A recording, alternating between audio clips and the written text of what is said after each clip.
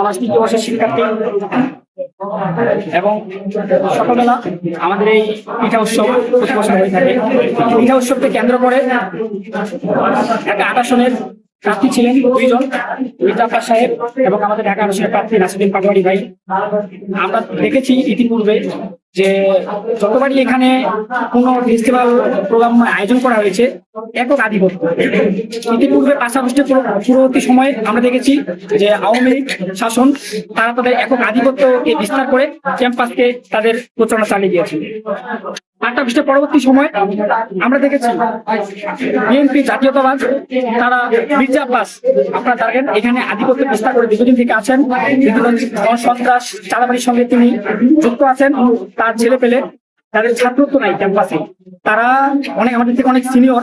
আমরা দেখি তারা প্রতিদিন ক্যাম্পাসে এসে শিক্ষার্থীদেরকে নানাভাবে হ্যারাসমেন্টের শিকার করেন। শিক্ষার্থীরা সেটা আমাদের কাছে আসলে তাদের একক একক একক আধিপত্য থাকার কারণে আমরা বরাবর প্রিন্সিপালের কাছে গেলেও প্রিন্সিপাল আমাদেরকে হতাশ করে দেন। কারণ এখানে আমরা দেখেছি ম্যানেজিং কমিটি যারা আছে তারা সম্পূর্ণ এই মির্জা আব্বাসের বিএনপি নেতাকর্মী, তারা তাদের মাধ্যমে নিয়োগপ্রাপ্ত হয়ে থাকেন। আমরা আজকে পিঠা উৎসবকে কেন্দ্র করে প্রিন্সিপালের কাছে আমরা সকালবেলা অনুমতি নিয়েছি যে এখানে আমরা জানতে পেরেছি ঢাকা 28 সনের ক্যান্ডিডেট মির্জা আব্বাস সাহেব তিনি এখানে ভিজিটে আসবেন।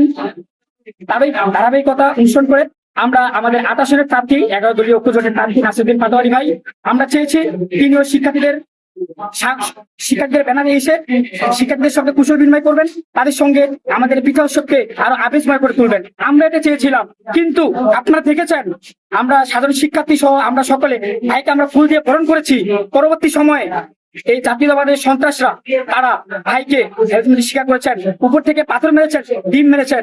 সেই সাথে তাদের সাথে আমরা দেখেছি যে দেশীয় অস্ত্র তারা নিয়ে ঘুরতেছিল। আল্লাহ না করুক, আল্লাহ তাআলা ভাইকে বাঁচিয়ে দিয়েছেন। আমাদের অনেক শিক্ষার্থী এখানে আহত হয়েছেন, তারা এখনো মেডিকেলে ট্রিটমেন্টরত অবস্থায় আছেন। আমরা তার খোঁজ খবর চালাচ্ছি। আমি নির্বাচন কমিশনকে বলবো আপনারা সবকিছু এখানে আছেন, মিডিয়া সবকিছু দেখেছে কারা এখানে আমাদের উপর অ্যাটাক করেছে, এর যথাযথ প্রমাণ নিয়ে যথাযথ বিচার ব্যবস্থা করবেন।